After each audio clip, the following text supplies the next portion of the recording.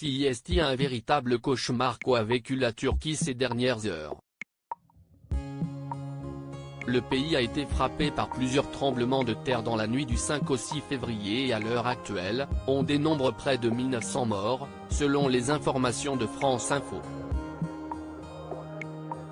Un bilan très lourd et qui risque malheureusement de s'agrandir au cours des prochaines heures puisque l'on compte de très nombreux disparus, pris sous les décombres des bâtiments s'étant écroulés et parmi les nombreuses personnes dont on n'a encore aucune nouvelle, on retrouve un footballeur bien connu.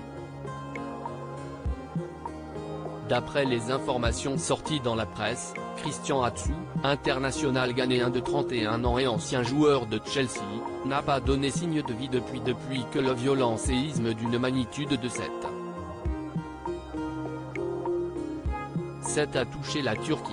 Joueur d'Hatayspor, l'attaquant, élu meilleur joueur de la Coupe d'Afrique des Nations en 2015, était sur le terrain hier soir et il a même marqué un but, mais depuis, il est activement recherché par les secours, qui n'ont plus eu de nouvelles de lui depuis plusieurs heures.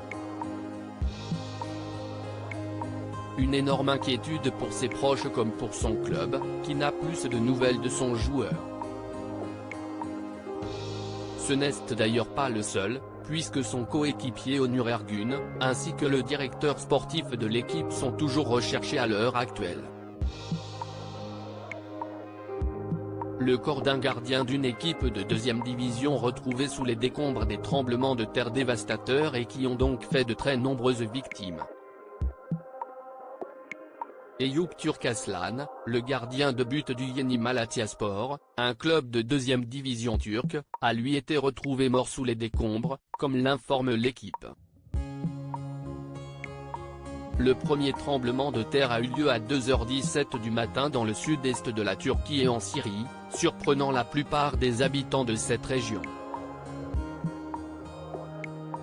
Une deuxième secousse a eu lieu en fin de matinée, à une centaine de kilomètres au nord du premier séisme et dont la magnitude a été quasiment équivalente.